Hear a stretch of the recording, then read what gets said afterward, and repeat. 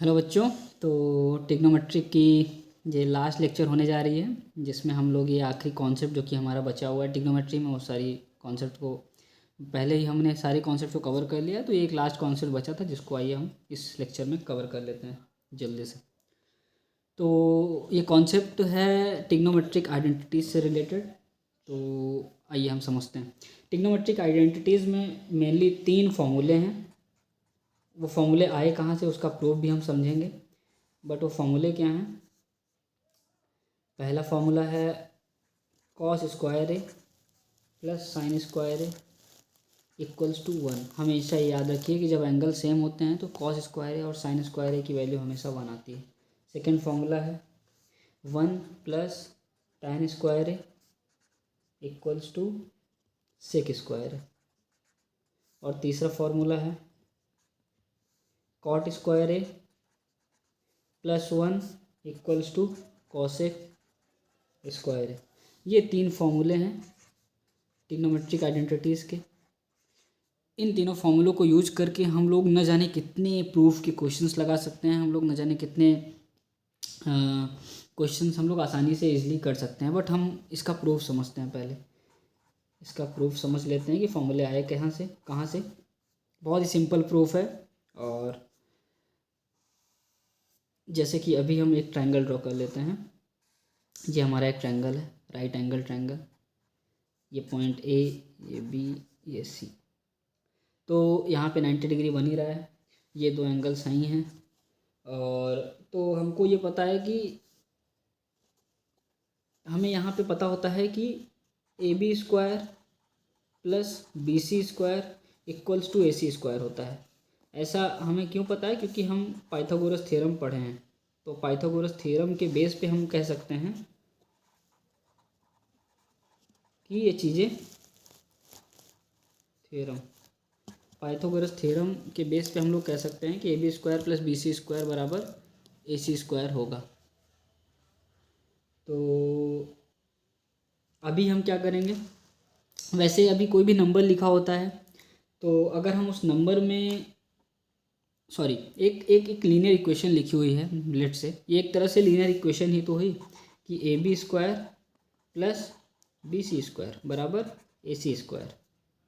तो इसमें हम क्या है कि अगर ये बीच में इक्वल टू का साइन लगाया ना, तो इक्वल टू का साइन लगाया है तो इस दोनों तरफ अगर हम किसी सेम नंबर से मल्टीप्लाई करें या सेम नंबर से डिवाइड करें तो इक्वेशन में कोई फ़र्क नहीं पड़ती, इक्वेशन हमेशा सेम रहती है। क्योंकि आपको पता ही है कि अगर हम यहाँ पे किसी नंबर से डिवाइड करेंगे और यहाँ पे भी किसी नंबर से डिवाइड करेंगे लेट से, तो ये नंबर जब उधर जाएगा तो ये नंबर मल्टीप्लिकेशन में चला जाएगा, और जो नीचे इधर डिवीजन में नंबर रहेगा और इधर मल्टीप्लाई में नंबर चलाएगा, तो दोनों आपस में कट जाएंगे। तो इक्वेशन हमारी वही की वही रहेगी। तो इस वजह से हम इन दोनों तरफ क्या करते हैं, डिवाइड करते हैं। Dividing each side by A C square से दोनों तरफ डिवाइड करते हैं। लेट से देखते हैं कि आंसर क्या आता है। तो जैसे कि हमारी इक्वेशन थी ए बी स्क्वायर, तो इसको हम ए सी स्क्वायर से डिवाइड कर देंगे। प्लस बी सी स्क्वायर थी तो इसको भी हम ए सी स्क्वायर से डिवाइड कर देंगे। और यहाँ पे क्या है, ए सी स्क्वायर पहले से है तो यहाँ पे ए सी स्क्वायर।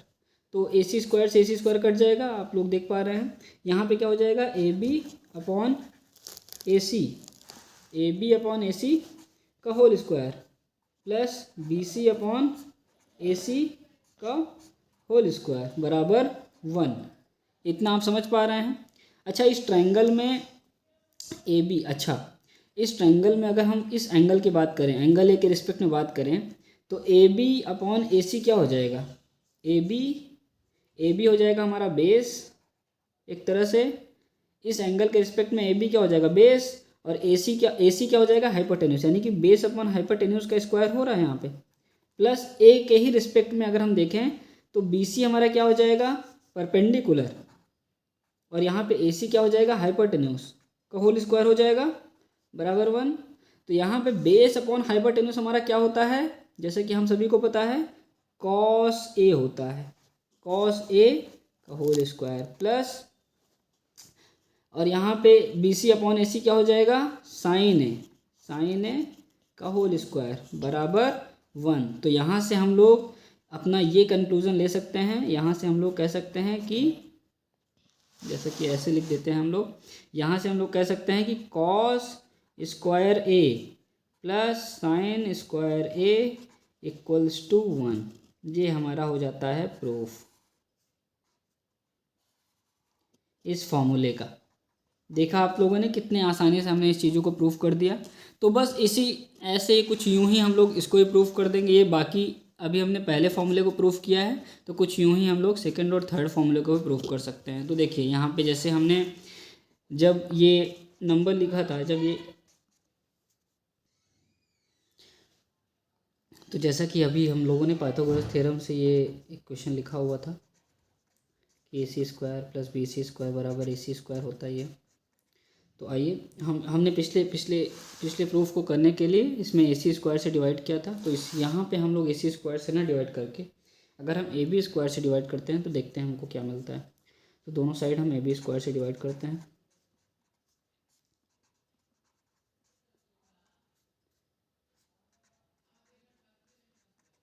तो यहाँ से ए बी स्क्वायर कट जाएगा 1, और यहाँ पे B C upon A B हो रहा है, तो B C upon A B हो जाता है हमारा tan ए। तो यहाँ पे tan ए का होल स्क्वायर, और हमारा ए सी अपॉन ए बी हो जाएगा सेक ए। इस ट्रायंगल के रिस्पेक्ट में देखेंगे हम लोग, तो ए सी अपॉन ए बी हमारा हो जाएगा सेक ए। तो हम लोग ये लिख सकते हैं। तो यहाँ से हमको ये फॉर्मूला मिल जाएगा 1 प्लस tan स्क्वायर ए बराबर सेक स्क्वायर ए। ये हमारा दूसरा फॉर्मूला आ गया है। तो ये हमारा दूसरे फॉर्मूले का प्रूफ हो गया। अब हम लोग थर्ड प्रूफ को भी समझ लेते हैं कैसे हुआ है। तो हमारा पाइथागोरस थ्योरम से जो इक्वेशन था ये था A B square plus B C square बराबर ए सी स्क्वायर। तो अब हम इसको अगर हम दोनों साइड बी सी स्क्वायर से डिवाइड कर दें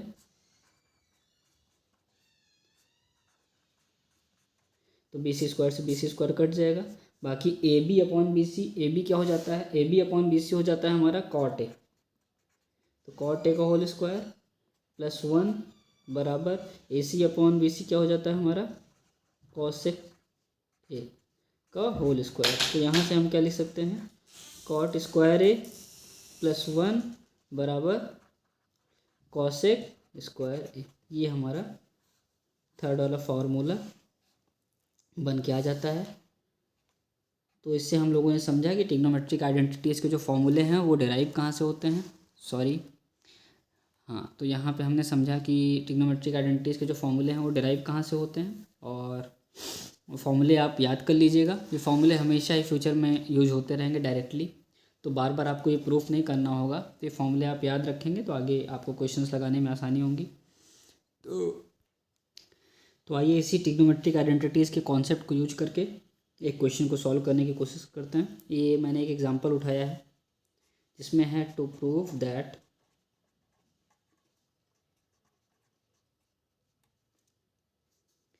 cot of A minus cos of A upon cot of A plus cos of A. इसको हमको प्रूव करना है बराबर cosec A minus 1 upon cosec